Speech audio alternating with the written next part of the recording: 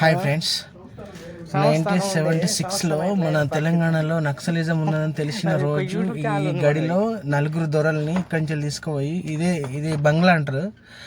ఇక్కడ మొత్తం అప్పుడు 100 మెంబర్స్ మినిమం ఇక్కడ పాలేర్లు ఉండేవాళ్ళు వీళ్ళకు, ఈ దొరలకు. ఇప్పుడైతే అసలు ఇక్కడ ఎవరు చూద్దామని కనబడలేరు. అప్పుడు ఒకసారి దొర కుక్క చచ్చిపోతే ఊరోళ్ళందరూ వచ్చి అయ్యో దొర కుక్క చచ్చిపోయిందని చూసేవాళ్ళంట.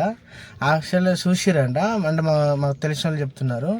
ఒకసారి చూపిద్దామని వీడియో తీద్దామని ఇక్కడికి వచ్చాను ఫ్రెండ్స్. ఇది తపల్పూర్, ఆదిలాబాద్ జిల్లా, ఉమ్మడి ఆదిలాబాద్ జిల్లా. ఇప్పుడు మంచిర్యాల డివైడ్ అయినాక మంచిర్యాల డిస్టిక్ అయింది. ఇక్కడ నలుగురు దొరల్ని అప్పుడు నక్సలైట్లు తీసుకొచ్చి, అంటే బంగ్లాలకి వెళ్ళి తీసుకొని బయటకు తీసుకొచ్చి రోడ్డు మీద స్తంభాన్ని గట్టేసి నరికేస్తే అప్పుడు నక్సలైట్లు తెలంగాణలో ఉన్నారని, తెలంగాణ స్టేట్లో కానీ ఇండియాలో కానీ అందరికీ తెలిసింది. అప్పుడు ఆ రోజు ఏరియా మొత్తం ఒక భయంకరమైన సిచ్యువేషన్ క్రియేట్ అయింది.